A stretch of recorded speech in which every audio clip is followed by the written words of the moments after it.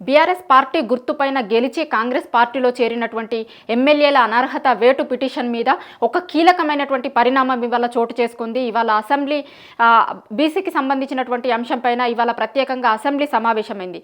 So అసెంబ్లీకి వచ్చినటువంటి ఎమ్మెల్యేలకు అసెంబ్లీ కార్యదర్శి, అసెంబ్లీ సెక్రటరీ పార్టీ మారినటువంటి బీఆర్ఎస్ పార్టీ నుంచి కాంగ్రెస్ పార్టీలోకి వెళ్ళినటువంటి 10 మంది ఎమ్మెల్యేలకు నోటీసులు ఇచ్చారు. 10 మంది ఎమ్మెల్యేలకి కూడా వాళ్ళపైన ఎందుకు అనర్హత వేటు వేయకూడదు అనేటువంటి దానిపైన స్పష్టం చేయాలి మీరు అనేటువంటి దానిపైన 10 మంది ఎమ్మెల్యేలకు నోటీసులు ఇచ్చినట్లుగా తెలుస్తుంది. దీనికి సంబంధించి కొంతమంది ఎమ్మెల్యేలు అన్అఫిషియల్గా కన్ఫర్మ్ చేయడం జరిగింది, ఎస్ మాకు నోటీసులు అందాయి అని. అయితే వాటికి లిఖితపూర్వకంగా రిప్లై ఇవ్వడానికి కొంత సమయం కూడా వాళ్ళు అసెంబ్లీ సెక్రటరీని కోరినట్టుగా కొంతమంది ఎమ్మెల్యేలు చెప్తున్నారు. 10 మంది ఎమ్మెల్యేలకైతే ముఖ్యంగా పార్టీ మారినటువంటి ఎమ్మెల్యేలు ఎవరైతే ఉన్నారో బీఆర్ఎస్ పార్టీ గుర్తు మీద గెలిచిన తర్వాత కాంగ్రెస్ పార్టీలోకి బీఆర్ఎస్ పార్టీ నుంచి 10 మంది ఎమ్మెల్యేలు వెళ్ళారు. వెళ్ళినప్పటి నుంచి కూడా బీఆర్ఎస్ పార్టీ లీగల్గా ఫైట్ చేస్తూ వస్తుంది. హైకోర్టులో అనర్హత వేటుకు సంబంధించినటువంటి పిటిషన్ వేయడం జరిగింది. దాని తర్వాత సుప్రీంకోర్టుకు వెళ్ళారు. సుప్రీంకోర్టుకి సంబంధించినటువంటి లాయర్లతో కూడా కొద్ది రోజుల కిందటనే మాజీ మంత్రి హరీష్ రావు ఢిల్లీ వెళ్ళి లాయర్లను కలిసి రావడం జరిగింది. 2 రోజుల కిందట BRS party working president KTR కూడా సుప్రీంకోర్టులో ఒక పిటిషన్ వేశారు.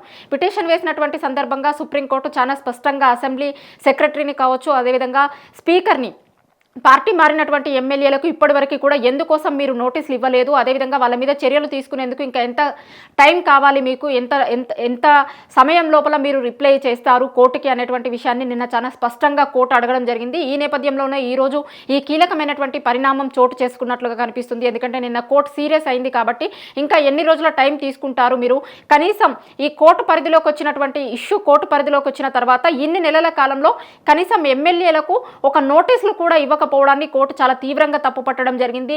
ఇందులో భాగంగానే ఇవాళ పార్టీ మారినటువంటి ఎమ్మెల్యేలందరికీ కూడా నోటీసులు ఇచ్చారు. మీ పైన ఎందుకు అనర్హత వేటు వేయకూడదు అనేటువంటి విషయాన్ని చెప్పాలి అనేటువంటిది అసెంబ్లీ సెక్రటరీ ఎమ్మెల్యేలను కోరినట్లుగా తెలుస్తుంది. అయితే ఎమ్మెల్యేలు ఏం రిప్లై చేస్తారు అనేటువంటిది కొంత ఇంట్రెస్టింగ్గా మారింది. పార్టీ మారినటువంటి దానిపైన కావచ్చు, లేదు అంటే వాళ్ళు పార్టీ ఎందుకు మారాము అనేటువంటిది చెప్తారా, లేదు అంటే కొంతమంది ఎమ్మెల్యేలు అయితే సీఎం రేవంత్ రెడ్డి సమక్షంలో ఆయన దగ్గరికి వెళ్ళి ఆయన ఇంటికి వెళ్ళి కండువాలు కప్పుకున్న తర్వాత కూడా బయటకు వచ్చి అది పార్టీకి సంబంధించినటువంటి కండువా కాదు, గుడికి సంబంధించినటువంటి కండువా అని కొంతమంది ఇంకొకరు రకరకాలుగా చెప్పినటువంటి నేపథ్యంలో ఇప్పుడు పార్టీ మారినటువంటి ఎమ్మెల్యేలందరూ కూడా ఏ విధమైనటువంటి రిప్లై ఇస్తారు అనేటువంటిది కొంచెం ఇంట్రెస్టింగ్గా మారింది. వాళ్ళు పార్టీ మారాము అని ఒప్పుకుంటారా, లేదు అంటే ఇంకేదైనా కారణం చెప్తారా, ఏది అసెంబ్లీ సెక్రటరీకి వాళ్ళు రిప్లై ఇవ్వబోతున్నారు అనేటువంటిది కొంత ఇంట్రెస్టింగ్గా మారింది. కానీ కోర్టుకి సంబంధించినటువంటి డైరెక్షన్స్ ప్రకారమే అసెంబ్లీ సెక్రటరీ ఈరోజు 10 మందికి సంబంధించినటువంటి ఎమ్మెల్యేలకు నోటీసులు ఇచ్చిర్రు అనేటువంటిది అయితే మనకు తెలుస్తుంది.